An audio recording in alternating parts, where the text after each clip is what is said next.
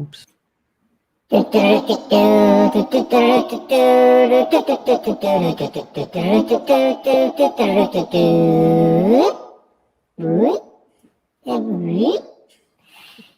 everybody, to episode 195 of Live at the Hive Digital Marketing, or 196, of Live at the Hive Digital Marketing from the Trenches. Those chipmunks never know what episode it actually is. So welcome, everybody, to episode 196. I'm Dan Nadelko. I'm Stacy DeSantis. And I'm Yvonne. Welcome, welcome, welcome. And Yvonne, it's been a little while since you've been on. Welcome back. It's been a little bit. Yeah, thanks for having me back. Oh, of course. It's been a minute. It has been a minute. So today we are going to talk about the old dinosaur of email and email marketing. And email is still the most effective, ubiquitous way to communicate with your leads, with your customers. But, you know, we're going to attack head on my least favorite term in digital marketing, which is the old email blast. Right? We're going to talk about segmentation. We're going to talk about how to personalize your emails, some other tools you can use to personalize your emails, and some strategies for getting to the point and providing value to your customers and your leads so that you're not annoying them. We're also going to give you some tips on how to get into the inbox and away from the forums and promotions tab on Gmail, which is 50 to 55% of all of the email clients that exist out there.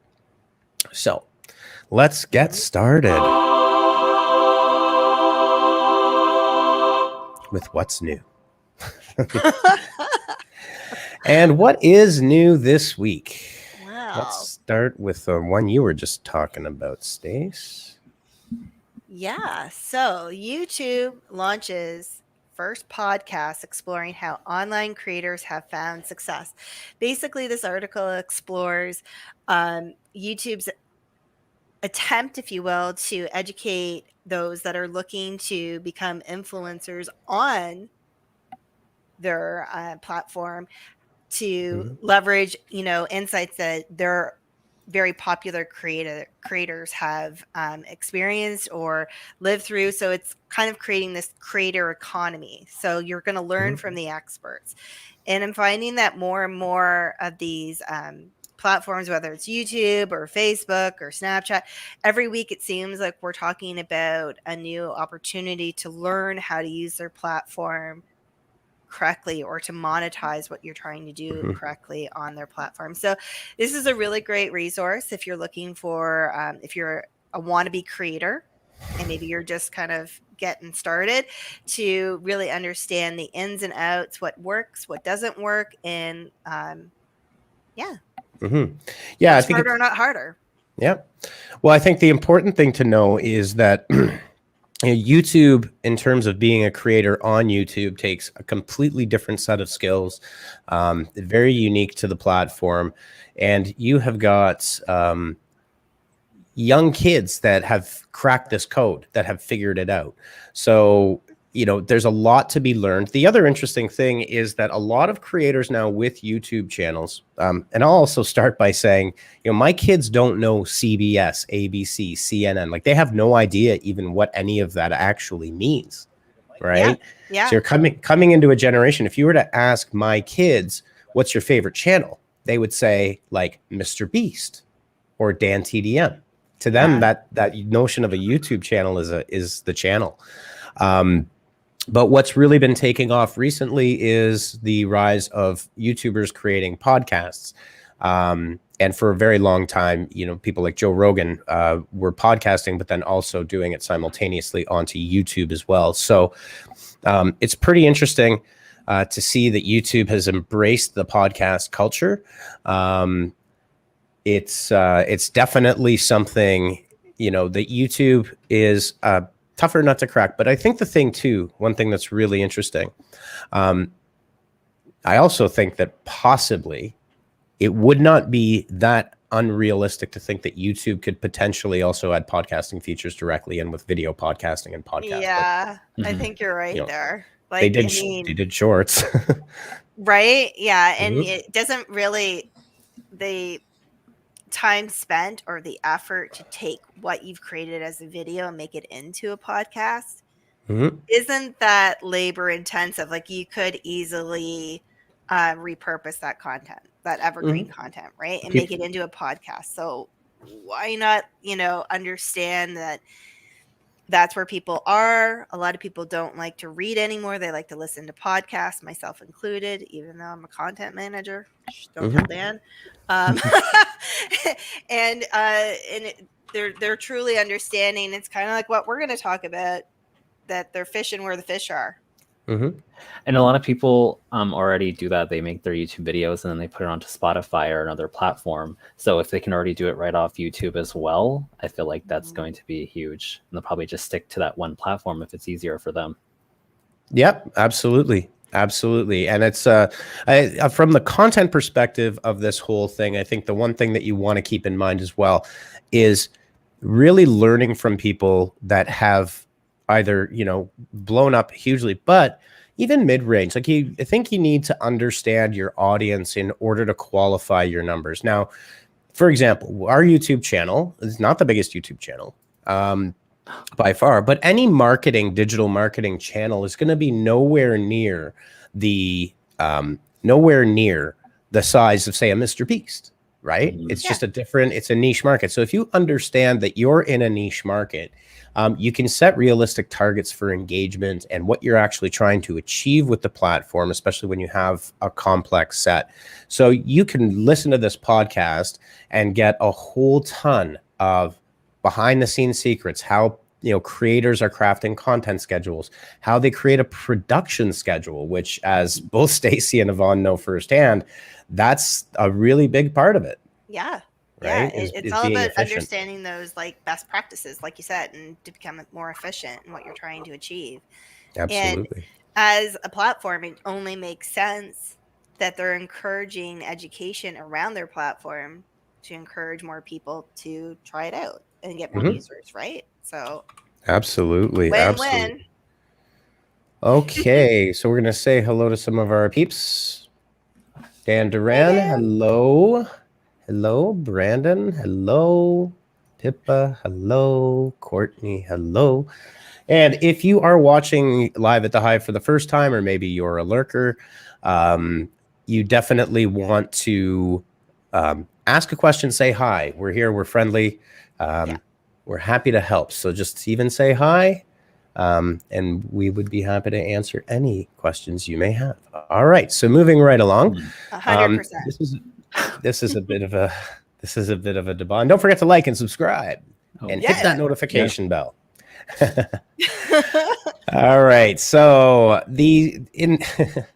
in the world of SEO drama, because there's always SEO drama. Hello, April. Oh, you Hey. completely covered Yvonne's face with that one. That was I'm so used to it. unfair. At this point. So in the world of marketing SEO drama, Google rewriting title tags is taking Twitter by storm. You've got a lot of, somewhat rightfully so, some people with fairly large sites are pretty upset about the fact that Google is taking the liberty to generate titles for web page results and wholly ignore perfectly valid titles. This has been going around for, I think right there. Yeah, it's about a month. I personally think it's okay if Google's doing this if the title is not on topic with the page, or if it's overly spammy, or if it's just poorly written and there's better content in the page content to replace the title with based on the query, right?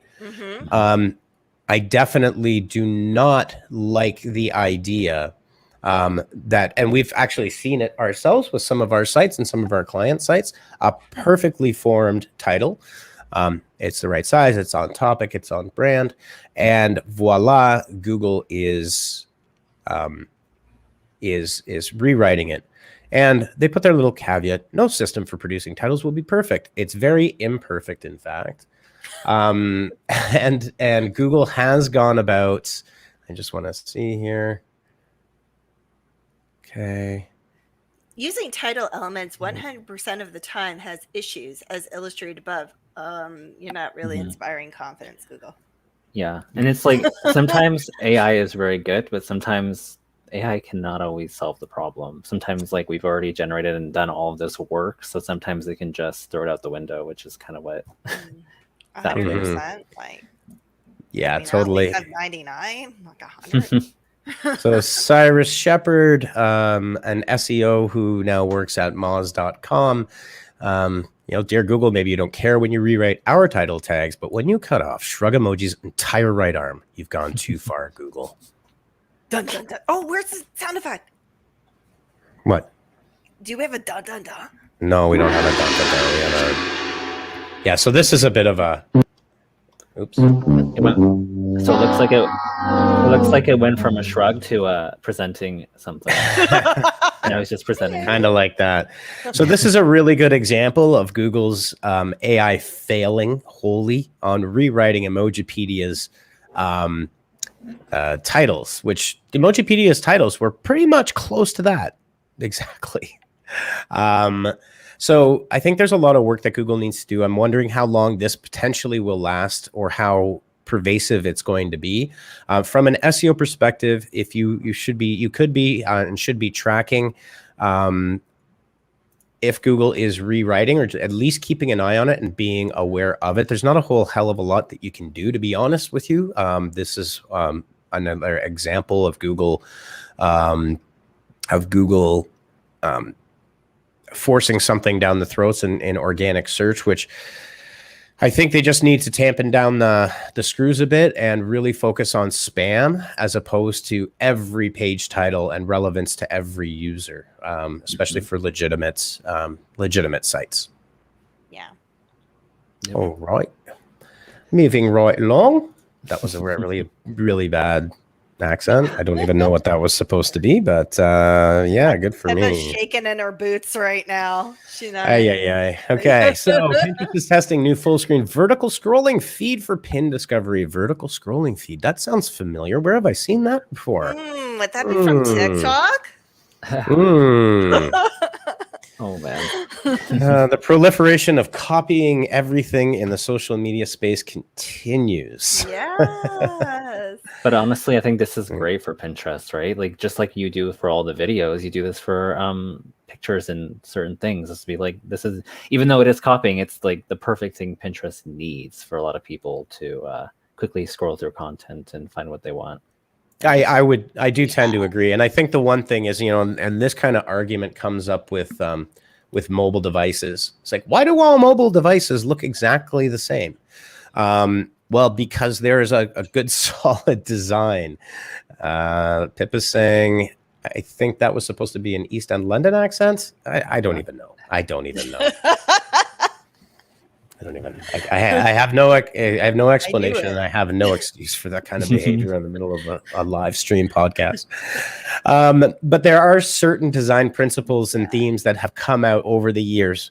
Like if you want to have a mobile phone, which is a full screen phone, how else are you going to design it? I mean, you're going to have a square or a bevel on the edge. I mean, they tried to do the whole foldable thing.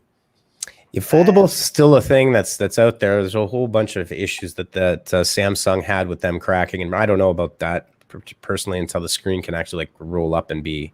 Yeah.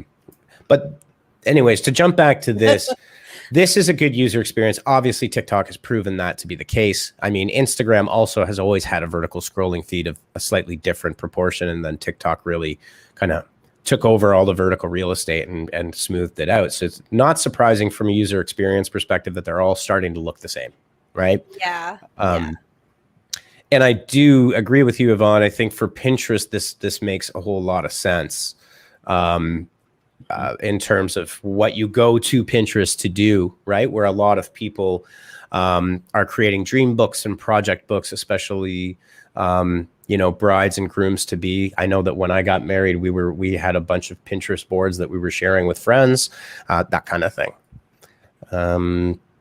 Yeah, so Pinterest is saying we're always testing new products and features to help our community of pinners discover inspiring ideas while building more ways for creators to reach global audience intent on trying new things. Sounds like a boilerplate PR move to me. Yep. So yeah, so if you're thinking of upping your Pinterest game a bit, then this is something to take into account. You can have rich pins, and it's probably going to get really good engagement, I would imagine. Yeah, I think it's going to be successful for them. It just makes Mm-hmm. sense because like brands can use it, the shopping that you can like. I'm more inclined to explore inspiration and potentially shop on a Pinterest than I would be probably on an Instagram. But that's just me. Mm-hmm. Mm-hmm. Mm-hmm. I also think it's highly contingent on your brand and your influence that you have and the audience that you have, right? Mm-hmm. Cool. So moving right along, we have got Facebook is revamping business tool lineups following threats to its ad targeting business, so that the assault continues. Just if you aren't sure or you haven't seen, this happened last month. Come on, get it here. So the FTC is filing antitrust complaints, possibly complaints. It's a very real possibility that Facebook could be broken up. It has happened before in the past, and that would make, Facebook and Instagram and WhatsApp possibly separate companies. Not out of the realm of possibility, probably less so for an Alphabet, because Google has anticipated that with the holding company Alphabet, and then all of their different divisions actually do currently, I believe, operate as separate legal entities. So a little bit more complex there. Yes. Yeah. So what is Facebook doing? Well, Facebook has added a couple of ways. Number one, easier way for customers to explore businesses underneath the newsfeed post by tapping on topics they're interested in. I think that would probably apply to a more hardcore, dedicated Facebook user as opposed to your casual user. Okay. The feature allows Facebook to create its own data set of users who like certain types of content, and then they could feature that in an ad unit. So interesting there. Yeah. And the next thing Facebook is doing is really doubling down on the chat with Facebook chat and with Messenger, Instagram Direct, or WhatsApp. Choose your messaging platforms. This is a good engagement tool to keep yourself fully engaged. And you can pair that with some advertising if you do it properly, I would say. Oh yeah. Possibilities are endless. Yvonne, you were kind of reading this before the show, and you had a few comments around this regarding like how easy it is now if you're going to message from Messenger to WhatsApp. They didn't really have that before, and they've like really been ramping that up more. I've been finding. Yeah, and I think honestly, no, I think we were talking about a different article. I wanted to okay. Yeah, this was not. That's why I was. Yeah, it was another article. So yeah, you kind of threw me off there. Oh. Well, okay. It's Friday. Yeah. Yes. One other thing, soon you will also be able to create ads that send users directly to WhatsApp from Instagram. That's that just was be the part, yeah.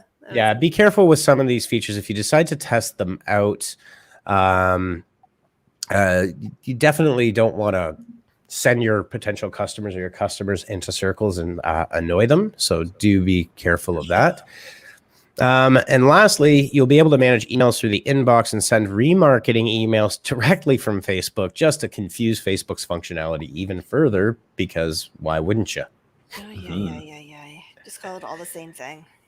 Yeah. So the one thing I do like is allowing businesses to test different versions of a post and seeing which one is most effective. So some more A/B split testing features there, so you can really test to see what's happening. Mm-hmm. Okay. That's exciting. See, there's so much in here, right? Paid and organic lead gen tools on Instagram. So I'm going to assume that is kind of like the Facebook lead gen format, which we have seen be very effective. And let's see here, you can also request quotes now. So that's kind of cool. Okay. Yeah, for sure. Especially if you're planning a wedding. How awesome would that be? Sure. If you're a service provider that has something accessible, like the example in there is is a photographer. For sure, just to be able to get a quote and do it quickly so you can get people in those micro moments. Okay. Oh, shizzle. Full shizzle. Okay, moving right along. Here we go. Google adds more automation options to display ads as it seeks to counter data gathering restrictions. You know, both Facebook and Google have been pushing a lot of the optimization features. There's a video in the article here where you can actually see some of the new updates. So they're basically merging smart display and regular display into one flow. I don't think that's particularly new. We saw that regular display creation becoming less and less effective as we go down the line. But you can see here that there's optimized targeting being set up for you. And just for anybody in the paid advertising and marketing game, where you're using combinations of these things, start with optimized targeting, run tests against where you have additional control over the AI so you can add the nuance to it. And really don't just set it, forget it, and walk away. That's not how this is supposed to work.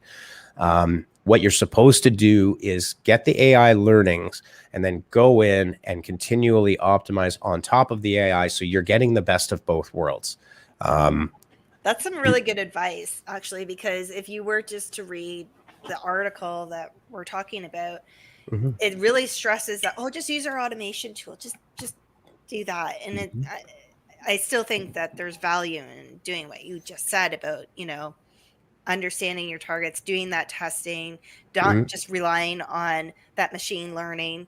Like, you've got to let the machine learning do its thing as well, but like kind of a collaboration between the two. AI does things for you like testing at scale, things that human beings can't physically do or keep up with. That's where the AI helps, right? It helps you do those things at scale and learn very, very quickly. But it can't do everything. And sometimes AI is extremely confused. And you, like, for example, you also have to see where your ads are displaying, and are they displaying on my kitty cat XYZ or some kid's bubble bobble game, and burning through your budget. So look at AI as a way to offload things that human beings can't physically do, not to replace the human being, right? Yeah. We're not talking iRobot here, where it's like, okay, the robots are going to rise up, and not today, anyways. Maybe someday, but yeah, use the AI as a tool in your arsenal to make you better and more efficient. Boom. Okay, it's a tool. Boom. Oh, I forgot every time I say artificial intelligence, I have to. What are you gonna do, Yvonne? Yeah, dab. There you go. Yeah, I don't know. What am I gonna do? You need just a little dab. That's my daughter dabbed me last night instead of giving me a hug before bed. Oh, really? Because I'm not giving you a hug, but wow, I'll take cool. it. Yeah. All right, so let's dive into what's working, which is using email to attract, engage, and retain your customers. It's one of these things where we often hear, it's kind of like email is dead, long live email, right? Yeah. It's one of these things that email has gone through. It's really one of the foundations of the internet. Like, when the internet was first invented, right along with it came email. And it's still probably the most effective, it's definitely the most ubiquitous, and powerful channels that you can have available. Now, like anything, don't do it poorly, right? It's like, don't blame the hammer because you can't build a deck, right? It's not the hammer's fault. It is the hammer's fault. Whatever, man. So there's nuance to everything. And I think what we see a lot of, and I mean, I just had several conversations today with clients and potential clients, which is, you need segmentation, you need consistency, you need to provide value. And if you see that you're getting really low open rates, you need to pivot that, because it's the strategy that you're using that is wrong. Okay. It's not just like using a fishing net and throwing it into the ocean and getting a bunch of people. Like, you have to understand like who you're targeting. What are those segments, right? You know, Mm-hmm. are you having people that open your emails all the time, or other people that never open them? You know, just sending a mass email to The Well, worst thing that I can These are me. imagine, Yeah. the worst thing I can imagine, to be honest and to be blunt, is the monthly newsletter sent to the entire list. And we have never purged our lists for unopens or segmented for our VIPs that do care about it. That is literally the worst thing you can do, and you're not using the full power. I kind of hate that I know that the industry is trying to get away from email marketing platform, but you know, ActiveCampaign and HubSpot and Marketo, like whatever, Aweber, Get Response, like all of these, they're a lot more than email marketing platforms. They're really marketing automation and communications platforms because they do a whole lot more than that.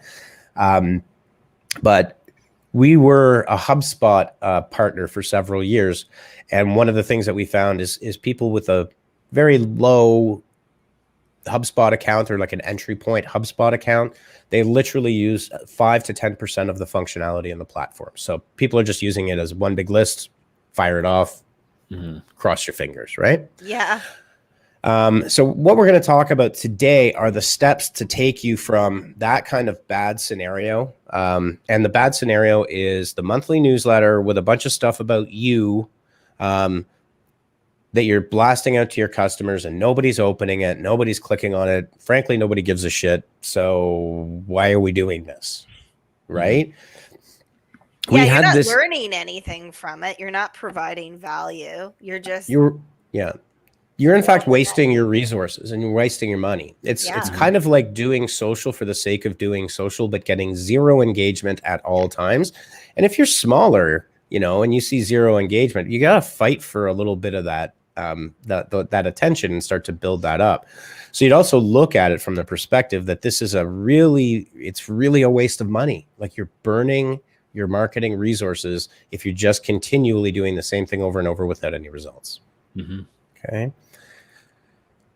So word. So yeah, we have talked about this. I don't know. Did you guys find this? Okay, so this is a valid use of stock imagery. This is okay. Yeah. I am okay with that. This is not corporate guy sitting at the My team is the best. Email is not dead, not by a long shot, not by a stretch. I mean, I get hundreds of emails a day. Some of them are even relevant. And if you send good and interesting emails, we'll give you some tips for how to create that engagement as well. But creating, like, the content is extremely important. We're going to get into that. Okay. So let's talk a little bit about the importance of retention. Pip is saying, oh my new favorite stock image. That's going to be now all over the place on all of our creatives, I'm sure. It totally is. You know, we talk about this funnel of acquisition and activation and then retention. And again, just to reiterate, email, when you get people into your email list, and if you've done so from promoting on, say, Facebook or Google, and you're paying for that to get those people into your funnel and into your list, providing a massive amount of value to them initially is the way to keep them retained. And the important part about this strategically is, as marketers, like, there's a reason Google and Facebook make billions of dollars with a B per quarter in profit, the majority of which is ad revenue based, right? So let's think about it. If we are going to spend money on these platforms, let's make it an investment. Make sure you're using your pixels to build your audience, and then make sure you're acquiring these users in a rational and smart way. And once you acquire the user, don't just let them die on the vine and put them into the monthly newsletter. Yeah, well, and the thing is too, like, your email leads are your first party data, which are invaluable. And by nurturing and retaining those leads, by providing them with real content and value, I mean, you're only going to make your marketing stronger, because you're going to have first party data, a direct consumer communications, versus renting that space on a social platform. So why not, really evaluate the content that you're delivering in those emails? Like, you can use surveys, you can do a reward program, there's the And we'll get into some of those actual tactics, but the interesting thing about how do you build first party data, and I know people are confused about it, and this might be a little bit more advanced for some of our viewers than they're used to, but maybe not. Building your first party data does start with your email list, and then what you do is you go get a tool like Segment, okay?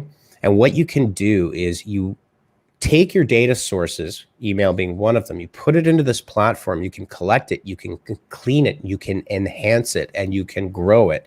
Literally what you're doing with a tool like this is what Facebook and Google do behind the scenes of their audiences. You do have the capability to create and control these audiences using a platform like Segment, okay? And that's a huge part of it. That's probably crossing over into different territories, that a little bit off topic, but I just wanted to bring that up because as soon as Stacy said that it is one of the foundations of first party data collection, and it truly is. Cool.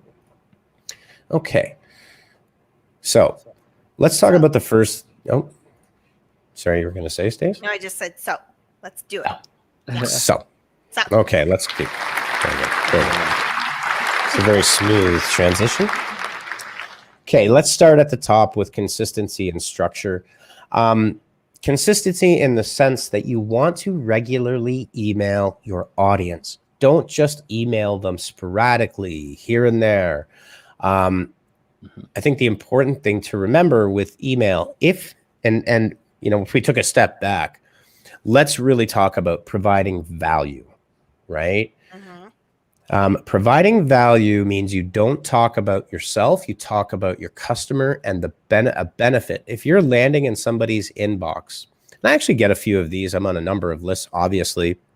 There are some lists that I'm a part of that actually regularly provide me with consistent value. So I open them up on a regular basis. So whether I scan them and whether I act on it, depends, right?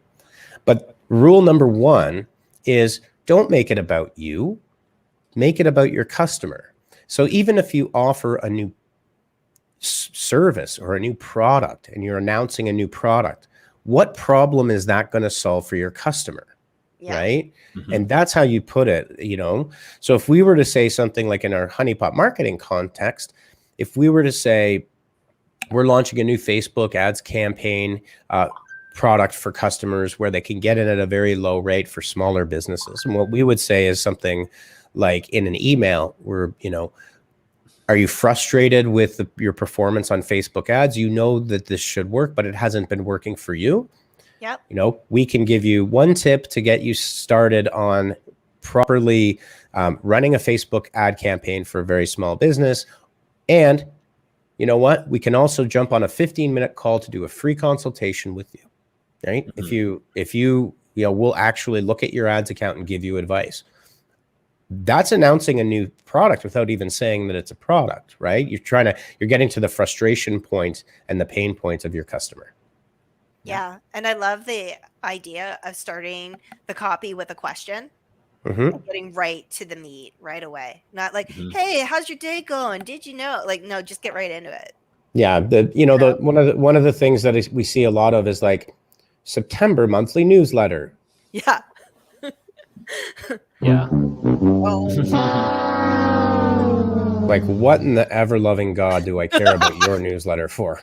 I mean, I'm saying it tongue in cheek, but it's true. It's true. Like, okay, so what's in the newsletter? Like, think, here's another tip. If you're trying to figure out how to write that content and how to frame it, don't forget, an email headline is like any other headline. So what do? Go to BuzzFeed, go to the Daily Mail. Okay, if I were to show you this. Now, you may not like some of BuzzFeed's titles. Okay. Oh my God, are they still honestly doing this? I mean, I think after about 15 years, these little spam clickbaity headlines. But here's the thing. Let me just go back here. These headlines over here have been tested. They've spent millions and tens of, if not hundreds, like BuzzFeed has burned a lot of money. There's no doubt about it, right? Any of their headlines that they put in here have been heavily tested and optimized for performance, right? So you can take tips, right, that they are doing here, formats and styles, and you'll be able to see, right? You'll be able to see a certain format and formula that they consistently use. If you want to go over the top, okay. Now these guys talk about clickbait, but whatever. I wonder if Pippa has to be familiar with the Daily Mail. They're kind of like a rag, but they're really good at writing crazy headlines, right? So you can look at some of these here in terms of these headlines and get ideas for how to frame your content. You need to get that hook. You've got to get that interest and right away. So headlining is extremely important. This is exactly it. The Daily Mail equals hot trash, but I can't stop reading it. And exactly, that's how you want. Even if your business, you may think it's not the most exciting business in the world, but I was telling one of our clients who specializes in garage customized what? Oh my gosh. Pirate? Garage. I need a donkey laugh. Anyways. Yeah. Wait, that's me. You know, but epoxy garage door surfacing. I'm 48. I got 4 kids. That excites me. I'm like, oh, I want to know more about this, right? Like I watched that on TikTok. There's like a whole garage talk kind of thing. So there's your audience. If you've got your audience right, your audience was going to be really interested. Garage organization, hell yes, all day, every day. But Yvonne may not. Well, you're in a townhouse now, maybe less so. Yeah, it would be. Yeah.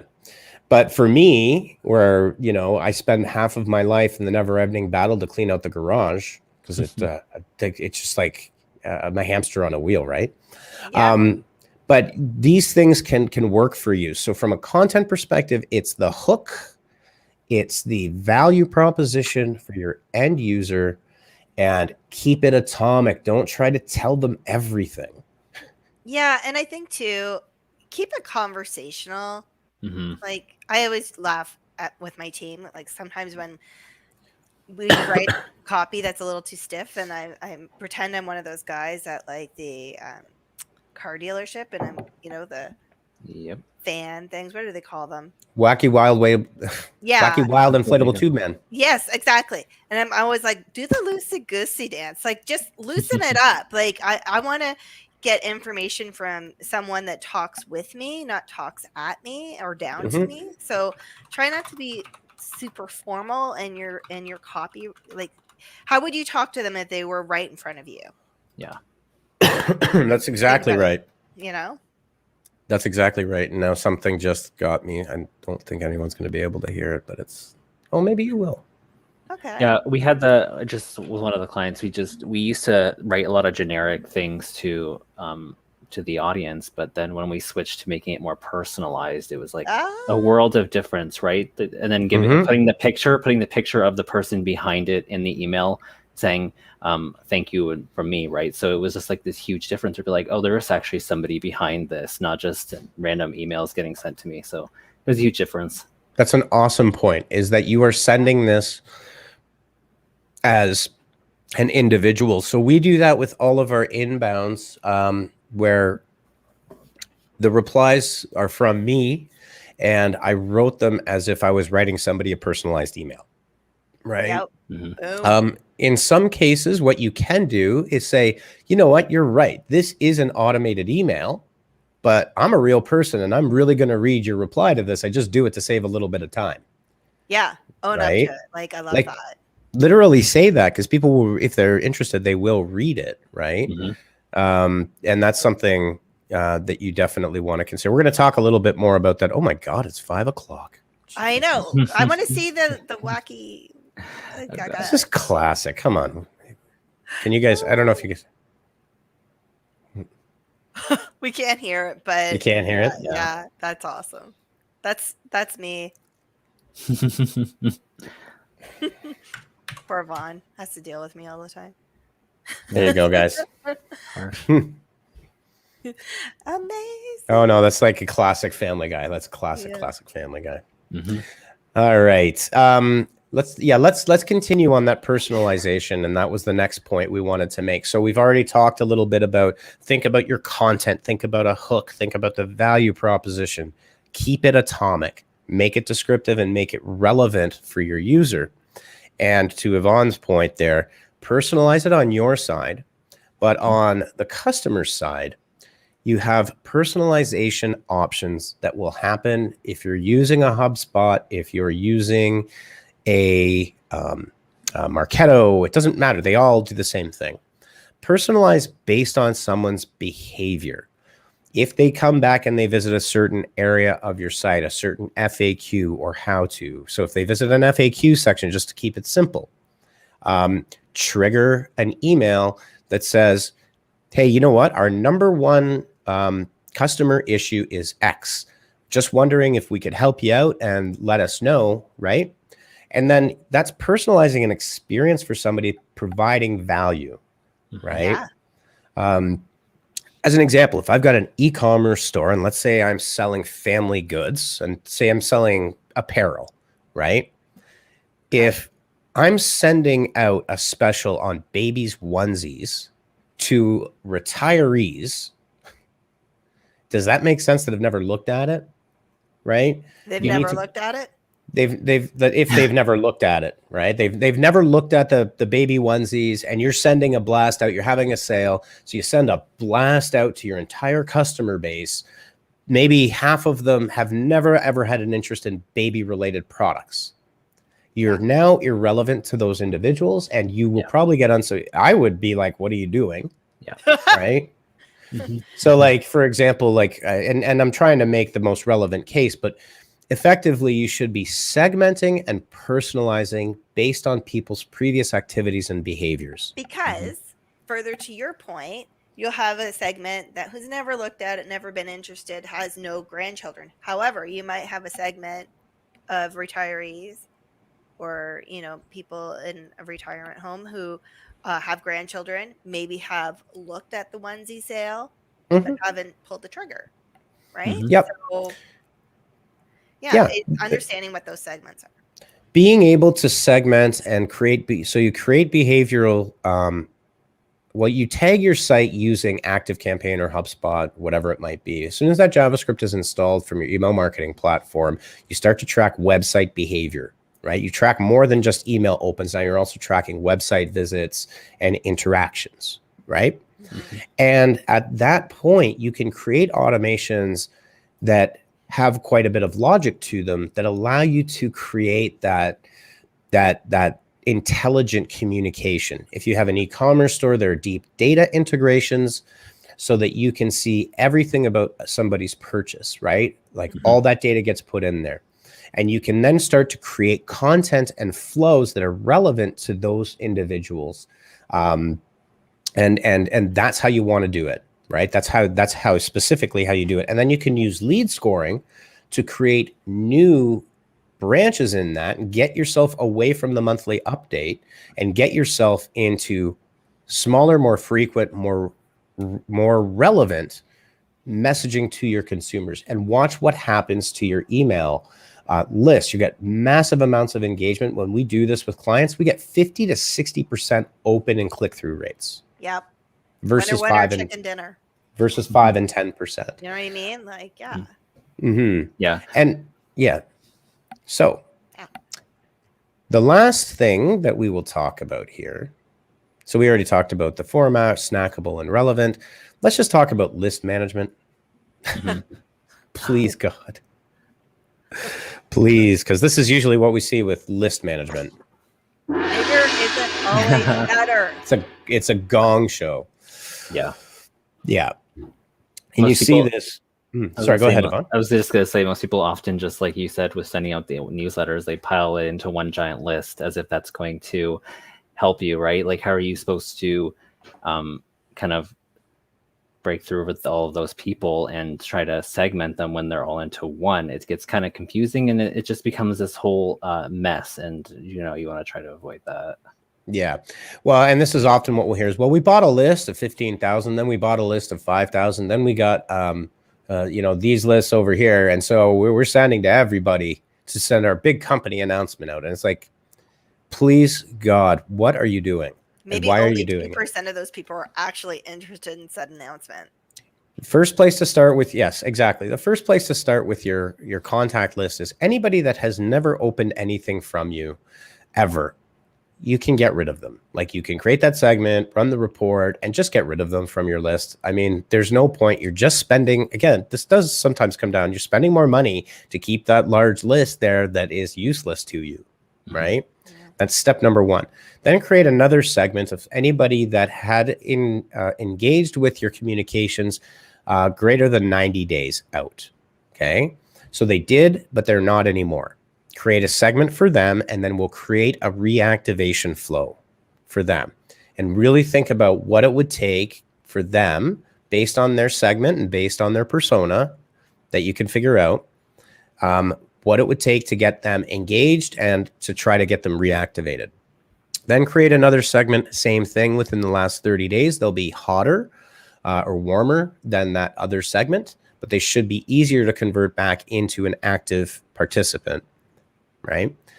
Then take anybody that has interacted for 90 days more than 4 times in any of your email communications. If they've done that, you could do 30 or 60 days. It really depends on your particular needs. But you create your engaged VIPs, right? Your super fans, right? Yeah. And create communications just for the super fans, right? And you can continue this kind of flow to really work out the proper segmentation for your lists, so you can start to add the nuance that email marketing really, really needs. Yeah, and that's when your sales are going to inherently increase, or your leads will increase, because you've segmented the appropriate people. You're making sure you're providing them value with the message that you're delivering. And you're right sizing. Also, we should mention the call to action, because maybe people are just interested in a webinar, but other people are interested in actually buying your product. Like, if you haven't segmented it out, they might still be at the see, think, do, care. Like, they might still be at the thinking stage and not ready to do the do stage. And you've completely wasted a budget on sending emails like fish in a barrel. No, exactly. I think the thing is, and this goes for everything. It's always about nuance. Yeah. Right. And I've had a lot of people say this to me. It's like, well, we tried our content marketing nurture, and it just didn't work. And it's like, okay, if it just didn't work, the funny thing with digital marketing, and we'll leave it at this, is it's the butterfly effect. Right? We've seen incredibly different results by a simple headline change, or by a slight shift in the copy, where something would fall flat and would not work at all, versus it being amazing and working well. So it's one of these things where, I did it once and it didn't work, so I'm stopping it. Right? You miss 100% of the shots you don't take. You got to fail. My last analogy for this is, in the world of baseball, if I batted 300 for my entire baseball career, I am going to the Baseball Hall of Fame, right? And and I was just going to add on top of like the failing. Sometimes people like to, if you send one out and you're repeatedly not getting anybody, maybe they're opens but not clicking, but yet they haven't subscribed, don't keep sending the same exact email to them. I know a lot of people want to just like, oh, until they open it or until they do something, here's the same exact thing, right? Yeah. People want to see something different or at least try something new, because what's the point? You're wasting time and money like doing that. Yeah. Just want to get that. Yeah. I think one of the things, so to finish that analogy, is if I bat 300, that means 10 pitches are thrown at me. I hit 3, which means I missed 7, right? Just to add to your point, Amon, because that was a very good point, is simply this. If you're getting great open rates but no click-through rates, keep them in the email. Don't try to get them to click out. Right? If you're getting those opens, then you're probably getting a certain amount of engagement, and it's okay, right? Like leave them in the email. We've done that strategically several times. You could put, for certain people, they live in email. I know some people that live in, I know people that use email as friggin' instant messenger. It drives me crazy because I don't anymore, but they do. So it's like, hey, right? But yeah, that's a really good point, Yvonne. Because we have done that several times, especially on B2B. If you're trying to get content and brand awareness going and you are getting really good opens, don't lead them away. Like you can have a secondary CTA down at the bottom of the email. One last point, and I got to just kind of mash it into all of this content. Write for scannability. Do not write paragraphs. Write short bullets, something somebody can scan on a mobile device. Don't try to put a wall of text there, because on a mobile device, it literally looks like a wall of text. And we all know, in 2021, we've got the collective attention span of fruit flies. Yeah, and not to be mean to anyone who has chosen to write long paragraphs, but no one cares. Like, I just want to read it, scan it, get what I need from it. Do I want to move forward? Yes. Do I not? Don't? Okay, fine. But like, and one tip I'll smash into this as well is watch the consistency or the quantity of emails that you're sending initially, especially to a new subscriber. I've signed up for things in the past where I've gotten like 15 emails in the first 2 days, and I'm like, whoa, it starts to feel spammy. So make sure that you're working smarter, not harder. Like you really thoughtfully like worked out that email cadence and flow, because you're just going to come off spammy. Yeah. Well, just to maybe summarize that, your customers really don't give a shit about you. Like they don't. They don't. And it's a truism that marketers and businesses can be very, very self-centered. That because I care about this, all my customers in the world should care about this. But that's not true. Customers care, and people care about their problems and the solutions that you provide. Are you delighting them? Are you educating them? Are you helping them? You have to put yourself in their position and get out of the self-centered notion that a customer will care that you have a new product. If that product doesn't solve, or service doesn't solve their problems, then you're being annoying, right? And that again is another nuance of communications. So. And on top of keeping it simple, that's what we're saying with the newsletters. It's like, that's the opposite. A newsletter is the opposite of keeping it simple, because a newsletter has a bunch of little snackable bites within it that some certain people want, but not all at once. And they don't want to have to search in a newsletter for that. So if you break that newsletter into certain emails that have been segmented with your audience, you can send those individual pieces of that newsletter to them, making it better for you. Yeah.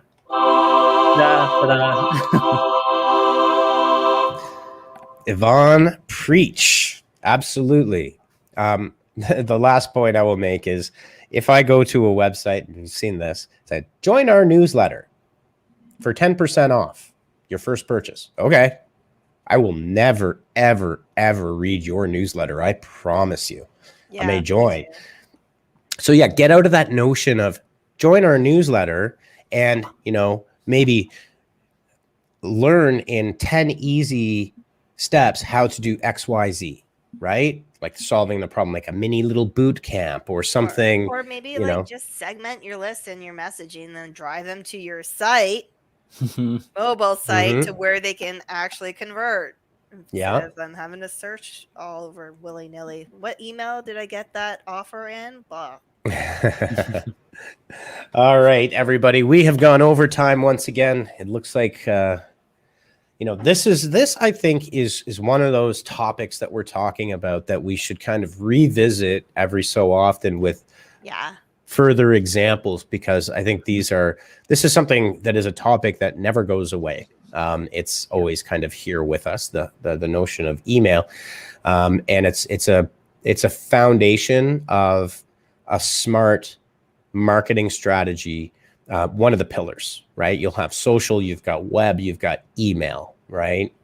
So thanks everybody. It's at least where we are, it feels like it's a little taste of summer outside. It's supposed to be like 80 right now. I haven't been out. 80. Here's a fun fact about Canadian. Oh, okay. Sorry. I lived in 28. Yeah. I lived in the States for a while, so something. Yeah. Here's a fun fact about Canadians. We use Celsius outdoors and Fahrenheit indoors. We do. Have you ever noticed that? Very strange. See, my formative years I was in the States, so. How many kilograms does anybody weigh? I have no clue. Nah, I'm all down, baby, over here. Anyhow, I think I saw something on that a TikTok or something where someone did like 7 different things that are weird about Canadians, and that's one of them.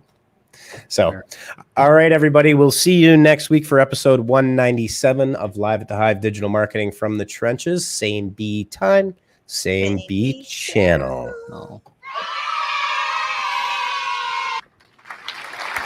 Thank you very much for joining us. We'll see you next week. Peace. Bye.